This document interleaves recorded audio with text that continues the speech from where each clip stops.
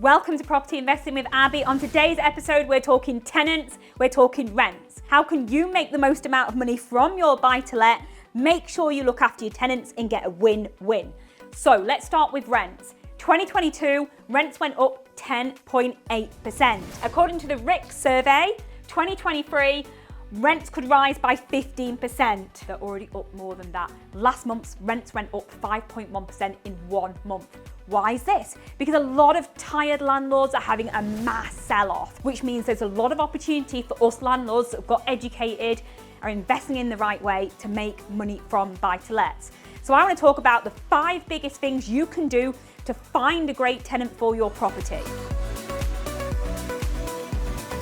Number 1, make sure your property is the right standard. Don't have the property that needs work, it's unfit to be tenanted. Don't try and tenant them because you will attract the wrong tenant. So make sure your property is in good condition, you've got all your safety certificates as you should be, there's no damp, mold, make sure you're providing a good level of accommodation. Number 2, market it correctly. Now I have professional pictures taken of my properties. Sometimes I will stage them with furniture so the tenant can see what they're going to look like, and I make sure it's marketed professionally. Again, I'm attracting the better quality of tenant by spending more time and effort showing what the property could be. So 6 years ago, when I decided to be a property investor, I sought out Touchstone education and a gentleman called Paul Smith. So Paul has been my mentor and he taught me everything he knew so I could go on and build an amazing portfolio. Paul wrote a book, Wealth Through Property. So if you're interested in buy-to-let investing, if you want to take advantage of all of this and look at other wealth creation strategies,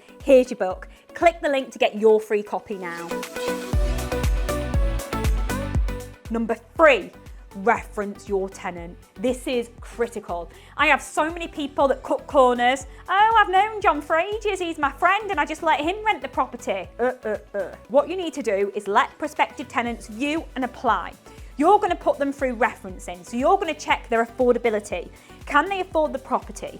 Are they employed? You're going to check their credit rating. You're going to check their previous landlord reference to make sure were they a good tenant, were they not a good tenant. So you're going to do really in-depth checks and your right to rent checks to make sure you pick the right tenant. And fundamentally, you're going to meet them, either you or the letting agent, to get a feeling. We all had that gut feeling, haven't we? You know if they're good people or not. So with really good referencing, with meeting them, you can then whittle down the list to pick your good tenant. Because guess what? There's 20 tenants to every 1 property that comes up for rent in the UK right now. So you've got to pick from 20 people, whittle down that 20 to 1 and get them in the property. Make sure they sign a tenancy agreement. If you've got a letting agent, just make sure your letting agents do this correctly. Make sure you have an inventory, schedule of condition of the property, so if anything happens, you've got all of that, and then put them in the property. So that's number 4. The correct paperwork into the property. And number 5, communicate with your tenant. Let them know what's acceptable. I tell my tenants how many times they should cut their grass. I tell them how to look after the pipes in the winter. I tell them what to do with a boiler, how to reach the letting agent if anything goes wrong, and what we'll do and what we expect of them. There's no course on this. Nobody's trained how to be a good tenant, so I'm helping educate them. That way, clear communication means you're going to get a good tenant that understands, and you can come back and say, well, we asked you to do this. This is what the expectations were. I think when it's clear expectations, you'll get good tenants. If they ring you and they can't pay that month, instead of beating them and sending them horrible letters, speak to them.